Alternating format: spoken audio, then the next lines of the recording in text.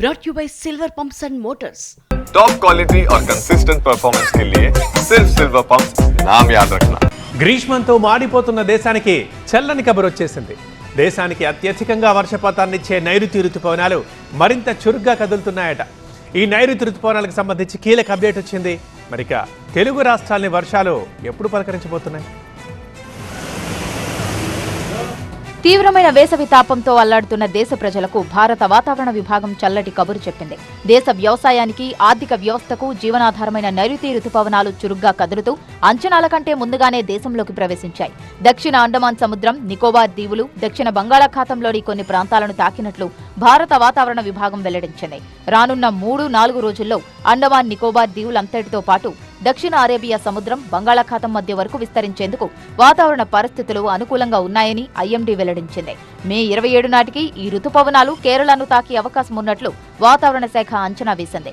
సాధారణంగా ప్రతి ఏడాది నైరుతి రుతుపవనాలు జూన్ 1 నాటికి కేరళలో ప్రారంభమై జూలై 8 నాటికి దేశం మొత్తం విస్తరిస్తాయి. ఏమండి, ఇప్పటి నుంచి నాకు ఇంటి పనిలో కొంచెం ఎక్కువ హెల్ప్ చేయండి. ఎందుకు? నీకు జాబ్ దొరికిందా?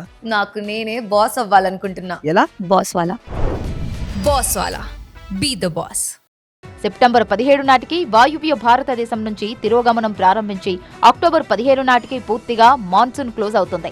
కానీ ఈ ఏడాది జూన్ 1 కంటే ముందుగానే మే 27 నాటికే నైరుతి రుతుపవనాలు కేరళ తీరాన్ని తాకుతాయని ఐఎండీ అంచనా వేసింది. అలా జరిగితే 2009 తర్వాత రుతుపవనాలు అంచనాల కంటే ముందుగా రావడం మళ్లీ ఇప్పుడే అవుతుంది. ఆ ఏడాది మే 23నే నైరుతి రుతుపవనాలు కేరళను తాకాయి.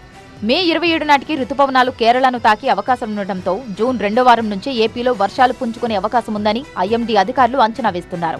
మరోవైపు ఐఎండీ తాజా అంచనాల ప్రకారం ఈసారి సాధారణం కంటే ఎక్కువ వర్షపాతం నమోదయ్యే అవకాశం ఉందని తెలిపింది. ఇది వ్యవసాయం, జలవనరులు, విద్యుత్ ఉత్పత్తి, జీడీపీ పెరుగుదలపై సానుకూల ప్రభావం చూపనుంది. భారతదేశంలో దాదాపు 52% సాగు భూమి వర్షాధారంగానే ఉంది.